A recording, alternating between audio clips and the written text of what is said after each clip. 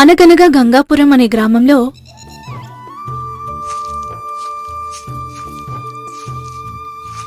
సురేష్, నరేష్ అని ఇద్దరు అన్నదమ్ములు ఉంటారు. ఇద్దరూ తండ్రి ఇచ్చిన ఆస్తిని సమానంగా పంచుకొని వ్యవసాయం చేసుకుంటూ జీవనం సాగిస్తూ ఉంటారు. వారికి ఇద్దరు కుమారులు చింటూ, బంటూ ఉంటారు. అన్నా, నేను పట్నం వెళ్ళి ధాన్యం అమ్మి పిల్లలకు బట్టలు తెస్తాను. ఒరే సురేష్, పట్నం నేను కూడా వస్తాను. నా ధాన్యం కూడా అమ్ముదాము. అలా రోజు పట్టణానికి చేరి దాన్నే అమ్మి డబ్బులు తీసుకుని ఇంటికి వస్తారు. సర్లే సురేష్, ఈ డబ్బులు జాగ్రత్తగా పెట్టు. అసలుకే మన ఊర్లో దొంగల భయం ఉంది. అదే అన్నయ్య, నేను కూడా ఆలోచిస్తున్నాను.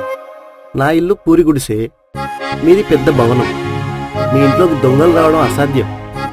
డబ్బులు దాచుకోవడానికి లాకర్ కూడా ఉంది. పైగా ఇంటికి కాపలాగా కుక్క కూడా ఉంది. మన తండ్రి గారు ఆస్తులు పంచినప్పుడే ఇల్లు కట్టుకోమని చెప్పాడు. నువ్వు ఇప్పుడే వద్దులే అన్నావు. నేను త్వరలోనే ఇల్లు కట్టుకుంటాను అన్నయ్య. అయితే నాది ఒక చిన్న విన్నపం. నా దగ్గర ఉన్న డబ్బు, నగలు తెచ్చి నీకు ఇస్తాను. వాటిని భద్రంగా ఉంచు. నాకు కావలసినప్పుడు నేను తీసుకుంటాను.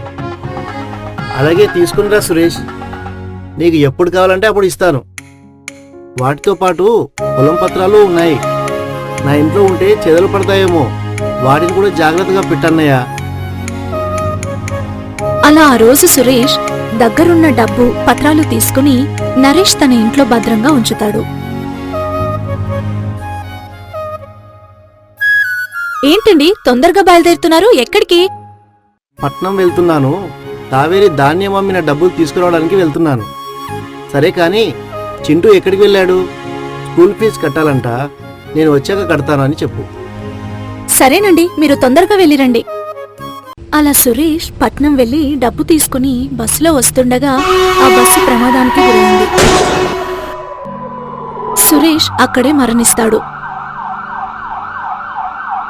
ఆ సమాచారం తెలుసుకున్న చింటూ, బంటూ ఇద్దరూ కలిసి సురేష్ ని ఇంటికి తీసుకుని వస్తారు.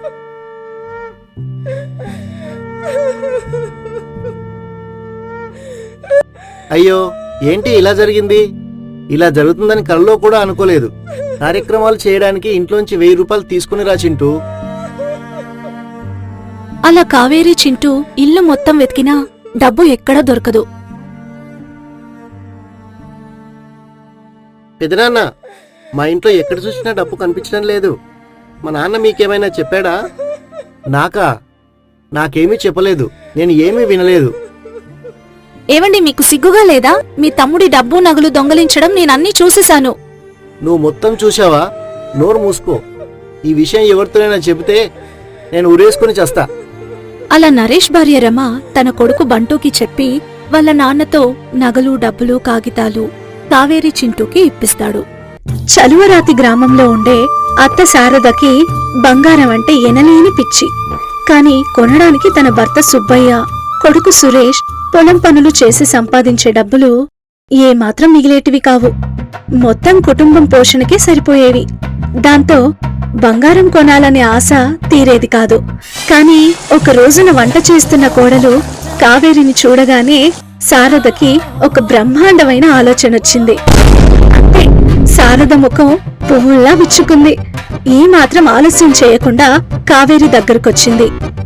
కావేరి, చెప్పండత్తయ్య, నాకు నువ్వొక సహాయం చేయాలి కోడలా అని శారద అనగానే కావేరి అయోమయంగా చూస్తూ తనలో తాను, వామ్మో, ఎప్పుడూ లేనిది మా అత్తయ్య ఈ రోజు నన్ను సహాయం చేయమని అడుగుతుందంటే కొంపదీసి బంగారం కొనాలనే తన పిచ్చిని తీర్చుకోవడానికి మా పుట్టింటి నుంచి డబ్బులు తీసుకురమ్మని చెప్తుందా ఏమిటి?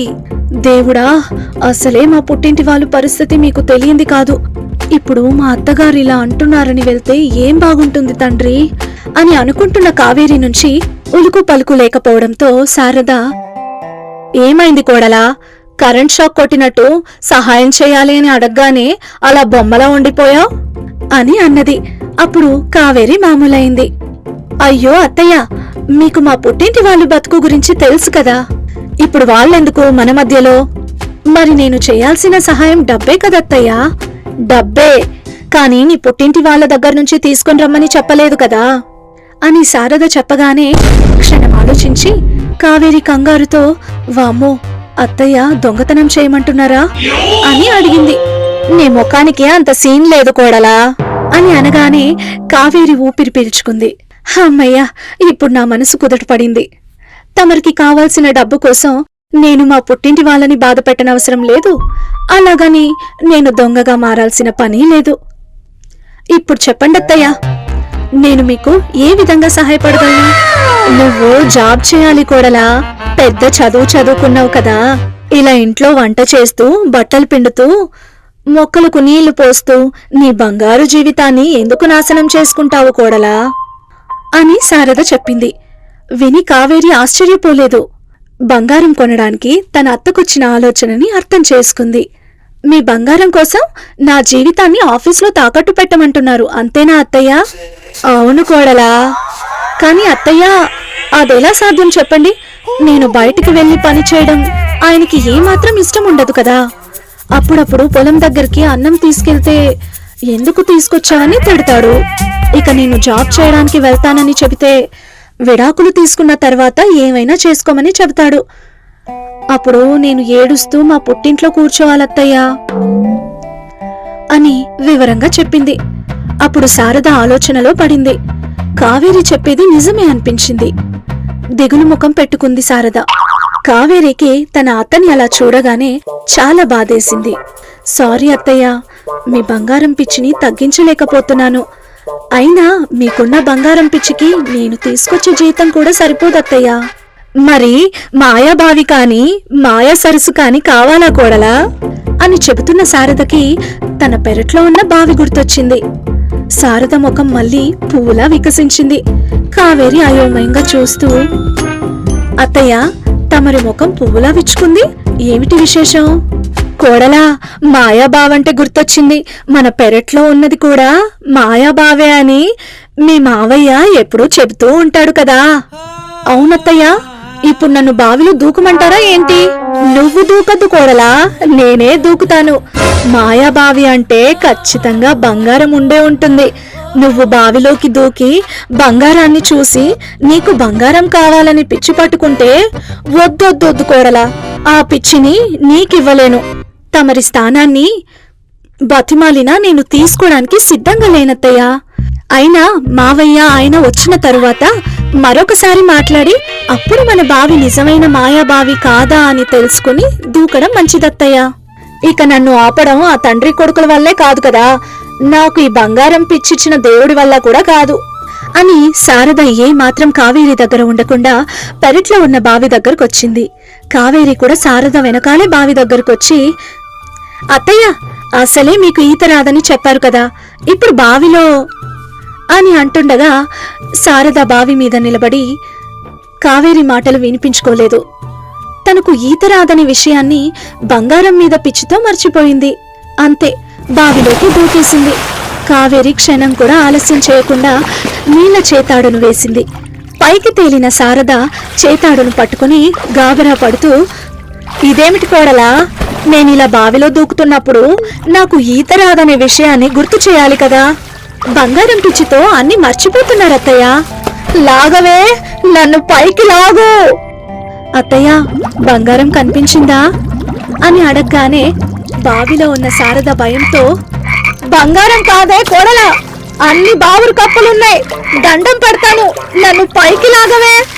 వామ్మో అత్తయ్య, లాగడానికి మీరేమైనా మల్లెతీగల నాజుగ్గా ఉన్నారా అని కావేరి అనుభూతుండగా బావిలో ఉన్న శారద కొంచెం కోపంగా, ఏమిటే కోడలా, సమయం చూసి నా మీద జోకులు వేస్తున్నావా? ఒళ్ళు ఎలా ఉంది? ముందు నన్ను పైకి లాగవే, పైకి వచ్చిన తర్వాత నీ సంగతి చెబుతాను. అత్తయ్య, ఇప్పుడు మీరు బావిలో ఉన్నారు, నేను బావి పైనున్నాను. ఏం చెయ్యాలో నేను చెప్పనక్కర్లేదనుకుంటాను. అర్థమైందో కోడలా, ఇప్పుడు నేను నిన్ను బతిమాలుకోవాలి అంతేనా? మరింక ఆలస్యం ఎందుకత్తయ్యా, బతిమాలండి. మీరెంతలా బతిమాలితే నేనంత తొందరగా పైకి లాగుతానన్నమాట అని చెప్పగానే శారద అయిష్టంగా ముఖం పెట్టింది. అది చూసి, అత్తయ్య, బతిమాలుతారా? నేను వెళ్ళి నా పనులు చేసుకోవాలా? ఏదొకటి చెప్పండి తొందరగా. వసుదేవుడంతటి వాడే గాడిద కాలు పట్టుకున్నాడు. ఇంకా నేనెంత కోడలా? ఈ బావురు కప్పులకు భయపడటం కంటే నిన్ను బతిమాలుకోవడమే మేలు అని బతిమాలుతూ ఉంటుంది. కావేరి నెమ్మదిగా పైకి లాగుతూ ఉంటుంది. శారద బావి నుంచి బయటపడింది. ఊపిరి పీల్చుకుంది. చూడటానికి చీపురు పుల్లలా ఉన్నా బలం మాత్రం బాగానే ఉంది కోడలా అని చెబుతుండగా శారద భర్త సుబ్బయ్య వచ్చాడు.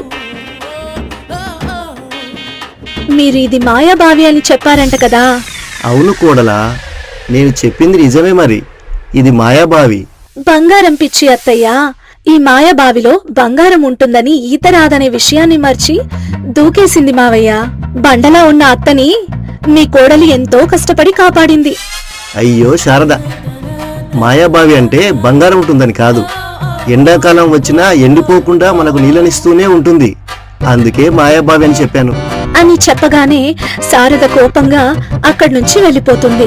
అలా కొన్ని రోజులు గడుస్తాయి. శారద ఎప్పుడు చూడు బంగారం గురించి ఆలోచిస్తూ ఉంటుంది. కావేరి తన పనులను తాను చేసుకుంటూ ఉంటుంది. ఒక రోజున కావేరి బావిలో నుంచి నీళ్లు చేదుతూ ఉండగా కాలు జారి బావిలో పడింది. అంతే, అప్పుడు ఇంట్లో ఉన్న శారదకి ఏదో బావిలో పడినట్టుగా పెద్ద సౌండ్ వినిపించడంతో కంగారు పడుతూ బావి దగ్గరకొచ్చింది. అక్కడ తన కోడలు కావేరి కనబడలేదు. అయోమయంగా, కావేరి కావేరి, ఏమే కోడలా, ఎక్కడున్నావు అని అరుస్తూ ఉంటుంది. బావిలో పడిన కావేరి కొంత సమయం తరువాత బంగారం నగలతో పైకొచ్చింది. అత్తయ్య అత్తయ్య అని గట్టిగా శారదని పిలిచింది. బావి దగ్గర ఉన్న శారద, ఎక్కడున్నావు కోడలా? నీ మాటలు వినిపిస్తున్నాయి, కానీ నువ్వు కనబడటం లేదు. బావిలోకి చూడత్తయ్యా అని చెప్పగానే శారద అదిరిపడింది. భయంగా, వామ్మో కోడలా, మళ్ళీ బావిలోకి చూడాలా? నా వల్ల కాదు. అత్తయ్య, నేను బావిలో ఉన్నాను, ఒకసారి చూడండి. నేను చూడను కోడలా, కళ్ళు తిరిగి బావిలో పడితే వామ్మో ఇంకేమైనా ఉందా? అత్త కోడలమిద్దరం బావిలో ఉంటే ఎలా చెప్పు? అత్తయ్య, బంగారు నగలు అని కావేరి చెప్పగానే సంతోషంతో శారద, బంగారు నగలా, ఎక్కడా అని శారద ఆశగా బావిలోకి చూసింది. కావేరి బంగారు నగలతో నీళ్లలో భలేగా ఉంది. శారద మురిసిపోతూ చేతాడుని వేస్తుంది. కావేరిని పైకి లాగుతుంది. నగలతో బావి ముందు నిలబడిన కావేరిని చూస్తూ, ఈ బావి లోపల ఇంత బంగారం ఉందా కోడలా? అవునత్తయ్యా. మరి నాకు కనబడలేదు, నీకెలా కనబడింది? అదే ఈ మాయాబావి ప్రత్యేకత. మీకు బంగారం పిచ్చి ఉంది కాబట్టి మీకు ఇవ్వలేదు, నాకు బంగారం పిచ్చి లేదు కాబట్టి బంగారం ఇచ్చిందత్తయ్యా అని కావేరి వెళ్ళిపోయింది. బావిలో ఏదో జరిగింది, అది నా కోడలు నాకు చెప్పడం లేదు. పోనీలే, ఇది మాయాబావి అని రుజువైంది. ఇక నేను నా కోడలి దగ్గరున్న నగలన్నీ తీసుకుంటాను అని బయలుదేరింది. తన గదిలో నగలు తీసిన కావేరి తనలో తాను, నేను బావిలో పడటంతోనే ఒక సీసా మీద పడ్డాను, అది పగిలింది. అందులో నుంచి దేవకన్య బయటకొచ్చి తనకు జరిగిన మోసం గురించి చెప్పి తనను కాపాడినందుకు ఈ నగలు ఇచ్చింది. ఈ విషయం అత్తయ్యకి చెప్తే పదే నన్ను బంగారు నగల కోసం బావిలో పడేస్తాను అంటుంది. అందుకే చెప్పలేదు, ఇకపై చెప్పొద్దు అని అనుకుంటూ ఉండగా శారద వచ్చింది. కావేరి దగ్గరున్న నగలను మురిపెంగా తీసుకుని ఆ నగలను వేసుకుంటూ రోజు మురిసిపోతూ ఉండేది. Please like, share and subscribe Kaveri TV.